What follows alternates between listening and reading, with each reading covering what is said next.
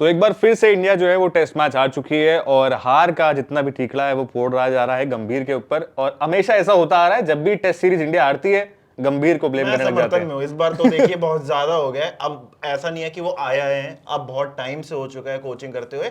और एक सीरीज हो तो अब देखिए हमने हर कोच के लिए बात की है कि कोई ना कोई एक सीरीज तो सबने हरवाई है, लेकिन होम सीरीज में इंडिया का डोमिनेशन रहता था, वो फोर्ट्रेस वो अब तरीके से लग रहा है कि फॉल हो चुका है। अब ये नहीं है कि एक बार हुआ जब इंग्लैंड, आपने देखा होगा इंग्लैंड ने इंडिया को हराया था जब धोनी के समय पे, लेकिन उसके बाद 2012 के बाद ऐसा होता नहीं था। लेकिन अब कहीं ना कहीं लग रहा है कि ये क्लीन स्वीप होना, ये इंडिया को पूरी तरीके से एग्जामिन करना पड़ेगा। और गंभीर की गलतियां नहीं होगी सिर्फ इसमें पूरी टीम की जो गलतियां उस पर हम आज बात कर बिल्कुल। सकते तो हैं। आज हम इसी पे चर्चा करेंगे, क्या गंभीर के ऊपर आपको सारा ब्लेम डालना जो लोग डाल रहे हैं वो सही है या नहीं। क्योंकि देखिए पहले भी ऐसा हुआ है कि इंडिया टेस्ट सीरीज हारी है, लेकिन कभी भी ऐसा नहीं होता था कि किसी कोच पे इतनी बात आ रही हो जितनी इस बार हो रही है। क्योंकि राहुल द्रविड़ कोच थे, उससे पहले भी कोचेस रहे हैं, कभी भी ऐसा नहीं हुआ कि वो चैपल साहब का अलग वो किस्सा था। लेकिन हर कोच ये भी नहीं कहता ना कि एक छक्के से मैच नहीं जीत सकते तुम या पूरी टीम हाँ, मैच तो जिताती है, इंडिविजुअली एक छक्का अभी भी, मैच नहीं जीत हाँ जाता। इंडिविजुअली अभी भी गंभीर ने किसी को ऐसा नहीं करा। लेकिन उसी पे चर्चा करेंगे आज कि 5 रीजंस जो हैं वो कौन से ऐसे रीजंस हैं जो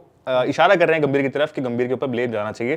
तो उन्हीं 5 रीजन पर चर्चा करेंगे और कंप्लीटली उन पर ब्लेम डालना सही है गलत, इस पर भी हम चर्चा करने वाले हैं आज। जी। तो सबसे पहला जो रीजन काफी लोग बात करते हैं इस बारे में कि अश्विन की जो रिटायरमेंट की टाइमिंग थी वो उसको लेकर काफी चर्चाएं होती हैं, कंट्रोवर्सी होती है कि गंभीर के आने के बाद अश्विन को थोड़ा साइडलाइन करा गया, वॉशिंगटन सुंदर को प्रेफरेंस मिली, जो कि मेरे हिसाब से बहुत ज्यादा गलत भी नहीं है। लेकिन अश्विन एक ऐसे खिलाड़ी थे, स्टालवर्ट थे अगर आप टेस्ट क्रिकेट की बात करें इंडिया की, तो जिस तरीके से उनकी परफॉर्मेंसेज आती थी क्लच सिचुएशंस में वो मैच निकाल के देते थे, बैटिंग में और रन मार देते थे 70 80 100, कई बार शतक भी मारा है उन्होंने काफी नीचे आके। रन्स में विकेट हमने देखा कितने बार चटका देते थे, 5 वो रन उनके लिए जडेजा और नॉर्मल था। अश्विन का जो हाँ, डो था वो मेरे को लगता है कि ज्यादा इंपैक्टफुल था। बिल्कुल अकेले अश्विन भी वो इंपैक्ट बिल्कुल नहीं डाल बिल्कुल सकते थे। बिल्कुल। मतलब और इनको उनकी जगह जो वॉशिंगटन सुंदर का मेरे हिसाब से जो उनको ऐड ऑन करा गया है कहीं से मुझे गलत मिला, क्योंकि वॉशिंगटन ने अब तक कोई भी बार डिसअपॉइंट तो नहीं किया है। मैं इस बात से डिनाई करूंगा, लेकिन मैं जो आपने रिटायरमेंट की बात कही, मुझे उसमें गंभीर का रोल इतना नजर नहीं आता। क्योंकि देखिए अश्विन ने उसके बाद आईपीएल तो लोग धोनी को देख लीजिए 5-6 साल रिटायरमेंट के बाद खेल रहे हैं, तो आईपीएल से भी अगर वो रिटायरमेंट ले रहे हैं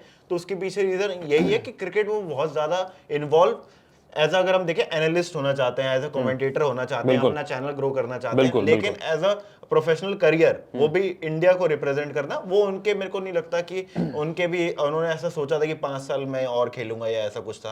और कहीं ना कहीं जो अब दूसरी बात थी कि वॉशिंगटन सुंदर को लाना, वो मैं डिनाई करना चाहूंगा कि वॉशिंगटन सुंदर एज अ स्पिनर अगर हम सिर्फ बॉलिंग पर्सपेक्टिव पे देखें तो वो खरे नहीं उतरते। उनसे अच्छे अगर आप मेरे से ऑफ स्पिनर देखें तो तनुष कोटियान है। तनुष कोटियान बहुत समय से रणजी में मुंबई को बहुत ऊपर लेके गए हैं और वहां से मुझे लगता है कि तनुष कोटियान ने बल्लेबाजी भी अच्छी की है। लेकिन प्रेफरेंस आप देखिए, अश्विन थे एक बॉलिंग ऑलराउंडर और मेरे को लगता है कि वॉशिंगटन सुंदर है एक बैटिंग ऑलराउंडर। तो वो कंपैरिजन के लिए आपको एक बॉलर जो ज्यादा अच्छा आपके लिए कर देखिए सकता वही है कि वो Tanush exactly like for like replacement उतना जल्दी मिल नहीं पाता है। तनुष कोटियान की भी बात करें तो ऑस्ट्रेलिया इंडिया सीरीज में भी परफॉर्मेंस उनकी मतलब अप डाउन रही थी कंसिस्टेंटली, उन्होंने भी बहुत अच्छा नहीं किया था। लेकिन अभी जिस तरीके से हम देख रहे हैं कि इंडिया कहीं ना कहीं बैटिंग में बहुत ज्यादा लैग कर रहा है टेस्ट मैच की अगर बात करें, तो वहां पे वॉशिंगटन सुंदर का मेरे हिसाब से इंक्लूजन अगर आप देखें तो ठीक है। लेकिन अभी भी साउथ अफ्रीका वाले की बात करें, पहली इनिंग्स में उन्होंने ही खेला है जो खेला है, वरना उसके अलावा आपको कोई बल्लेबाज नजर नहीं आ रहा था खेलता हुआ। जी। अब दूसरा रीजन पे चलते हैं, रोहित शर्मा विराट कोहली की रिटायरमेंट, इस पे बहुत कंट्रोवर्सीज हुई हैं। काफी बार देखा है कि कोहली को लेकर भी काफी जो उनके फैंस हैं, रोहित के फैंस हैं, वो गंभीर को ट्रोल करते हुए नजर आते हैं। देखिए रोज मेरे पास एक ना एक एडिटेड वीडियो आ जाती है। खाली ये नहीं है कि जब इंडिया हार रही है, जब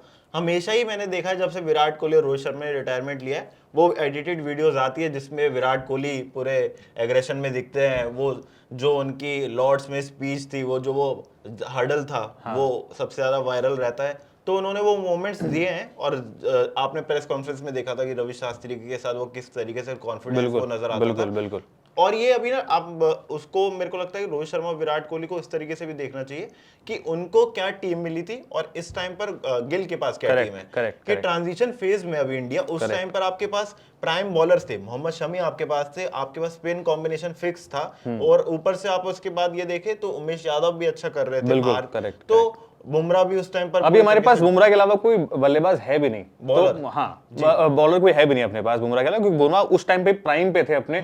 उसके बाद इंजरीज आती रही हैं, इंजर्ड होने के बाद उतना ज्यादा इफेक्ट, क्योंकि आप लगातार लंबी स्पेल्स अब बुमराह से आप नहीं डलवा सकते हैं अगर आप देखें। और वर्कलोड मैनेजमेंट देखना पड़ता है उनका, ऑस्ट्रेलिया में भी गए थे, मैच खिलाने के हिसाब से देखना पड़ा, इंग्लैंड में भी ऐसा रहा कि एक मैच खेले नहीं खेले, मतलब ऐसा होता आ रहा है कि बुमराह जब भी जाते हैं तो उनको वर्कलोड मैनेजमेंट के हिसाब से एक मैच खिलाते हैं, दूसरा मैच टेस्ट देते हैं, और वो ऑस्ट्रेलिया में देखा भी था। लेकिन सबसे बड़ी बात बॉलर्स को अगर छोड़ दिया जाए कि बल्लेबाजी में अगर हम विराट कोहली के लास्ट 3 इयर्स देखें तो एज अ बैट्समैन उन्होंने डिसअपॉइंट किया है बिल्कुल, तो और इवन रोहित शर्मा ने भी डिसअपॉइंट किया। तो एज अ कैप्टन जो उनका एरा चल रहा था वो हम बहुत ही ज्यादा पीछे लेते जा रहे हैं। आप उसको मान के लेके चलिए कि 4-5 साल पहले की बात हम कर रहे हैं। 2020 का जो इंडिया ने 20-21 में जब बीजीटी जीता था, पहली बार वो बीजीटी जीता था, हम उस टाइम की बात कर रहे हैं, तो उसको और वहां पे भी नहीं कर सकते। उसके बाद भी रहाणे वाला अगर आपको याद हो, जब रहाणे ने कैप्टनसी करी थी और वो फ्रंट से लीड किया था, जब वहां पे उस टाइम पे भी कोई बड़े प्लेयर्स हमारे पास नहीं थे। रहाणे ने एक यंग टीम इंडिया को बीजीटी जितवाई थी, जहां पे पंत का बहुत ज्यादा रोल रहा था, जहां पे गिल का बहुत ज्यादा रोल रहा था, वॉशिंगटन सुंदर का एंड में आके वो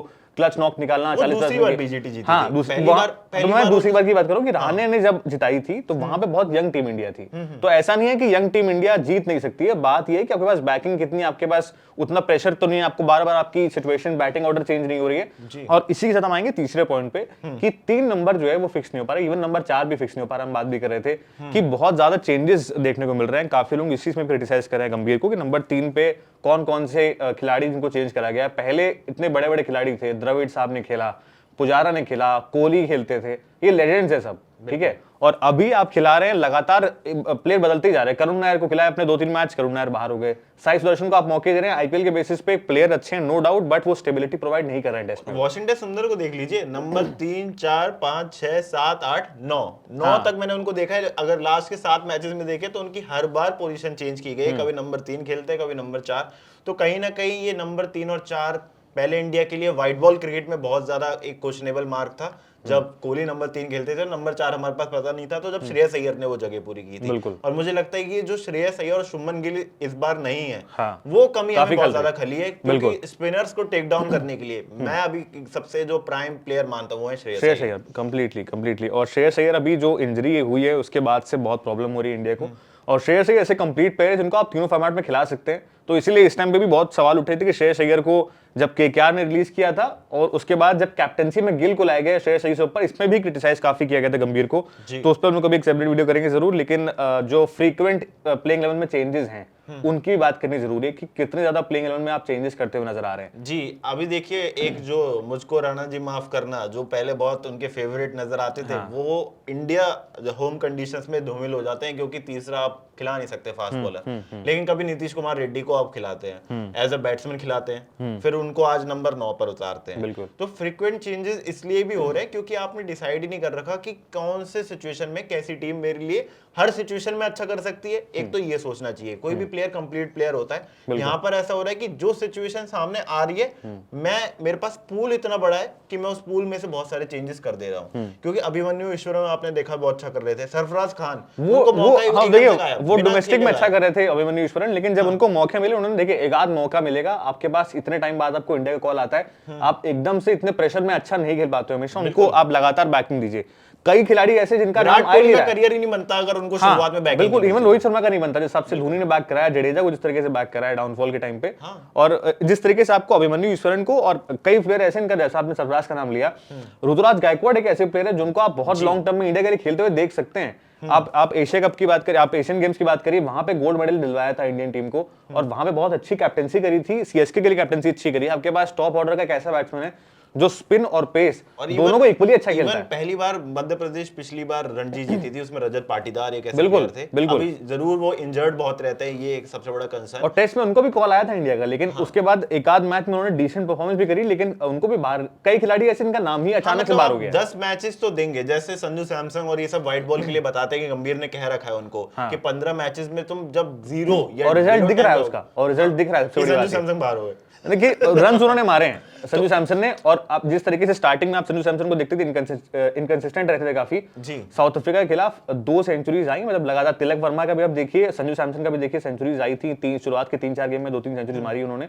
जो कि बहुत ही दिखाते हैं कि आपको बैकिंग मिली और वो टैलेंट चलिए दिखाता तभी है। वो टी20 है, टेस्ट क्रिकेट में देखें तो अभी बहुत चेंजेस हो रहे हैं। और प्रॉब्लम यही हो रही है कि जितना आप टी20 में शफल कर सकते हैं, आप प्लेइंग 11 में, अब बैटिंग ऑर्डर आप टी20 में चेंजेस कर सकते हैं, उतना आप टेस्ट में चेंजेस करके आप एक्सपेक्ट नहीं कर सकते हैं कि सेम रिजल्ट आएंगे, क्योंकि वो बहुत एक शॉर्टर फॉर्मेट है। बिल्कुल। उसमें ऊपर नीचे चलेगा, अगर एक प्लेयर भी क्लच करता है तो आपका मैच पलट जाता है पूरा। लेकिन वही टेस्ट में आपको 4-5 दिन खेलना है, 4 दिन उसमें से आपको अच्छा खेलना होगा, तब आपके जीतने के चांसेस बढ़ेंगे। एक आध दिन आपका चलता है ऊपर नीचे, लेकिन आपको बाकी के 4 दिन अच्छा खेलना ही होगा अगर आपको कुछ करना है तो। उसके अलावा लास्ट सीजन जो ये आ रहा है कि पिचेस में गंभीर की जो डिमांड होती है, अभी जो लास्ट मैच में अगर आपको याद हो, पहला जो टेस्ट हारी, टर्निंग ट्रैक्स चाहिए, स्पिन ट्रैक्स चाहिए, वो जब एलएसजी में मेंटोर थे तब भी देखा गया, केकेआर में मेंटोर थे तब भी देखा गया, और टेस्ट में भी अभी लास्ट वाले मैच की बात करेंगे, पहला test India versus South Africa में बहुत टर्निंग ट्रैक था, जो कि इंडिया को बैकफायर भी कर गया, क्योंकि एज अ प्लेयर वो अच्छा खेलते हैं स्पिनिंग। हाँ। तो उनको लगता है कि अगर मेरे प्लेयर इंडिया के पास, देखिए इंडिया के पास जो क्वालिटी स्पिन है उसको कोई डिनाई नहीं कर सकता। जो इंडिया के पास इस टाइम जिस क्वालिटी की स्पिन है, आप कुलदीप यादव ले लीजिए, वॉशिंगटन ले लीजिए, अच्छे स्पिनर्स हैं, लेकिन आप कंप्लीटली इन पे भी रिलाई नहीं कर सकते हैं। एक और स्पिनर से मुझे नाम याद आएगा, चहल, उनको भी कोई याद नहीं कर रहा है। टेस्ट में उनको याद ही नहीं किया जाता, जबकि वो इंग्लैंड में जाके काउंटी क्रिकेट खेल के वो अच्छा प्रदर्शन करते हैं। बिल्कुल वही सवालिया निशान खड़े होते हैं कि कई सारे खिलाड़ी ऐसे जो बहुत डिजर्विंग हैं, प्लेइंग 11 में जगह डिजर्व करते हैं, उनको मिल नहीं रही है।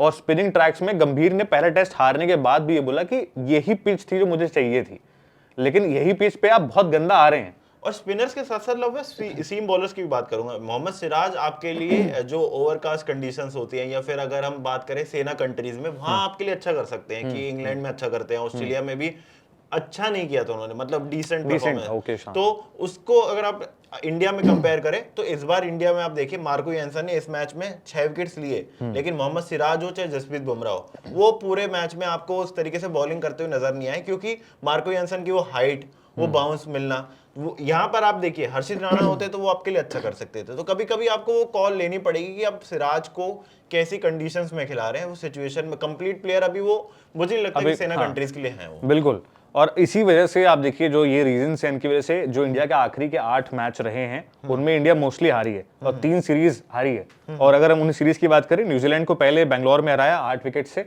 न्यूजीलैंड जिस तरीके से हराया था, उसके फिर न्यूजीलैंड ने एक और बार हराया 113 रन से पुणे में, उसके बाद मुंबई में हराया 25 रन से, ये क्लोज था, वहां पर ऋषभ पंत की अच्छी नॉक भी आई थी, मतलब यहाँ पर क्लीन स्वीप हुआ था ये 2024 न्यूजीलैंड में। हाँ, उसके बाद फिर ऑस्ट्रेलिया से जब हम गए थे, वहां पे भी ऑलमोस्ट बहुत ही गंदा प्रदर्शन रहा था, एक मैच अगर आप हटा दें।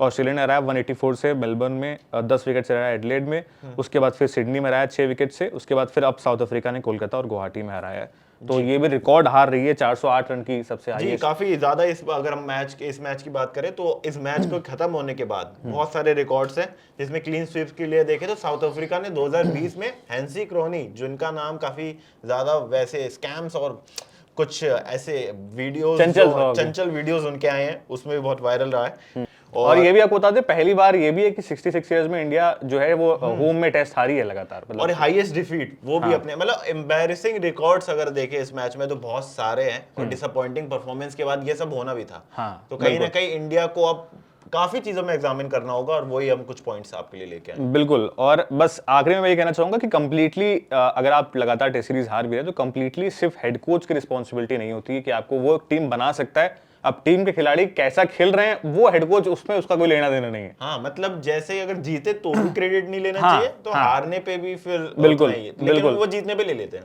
मिल जाता है उनको।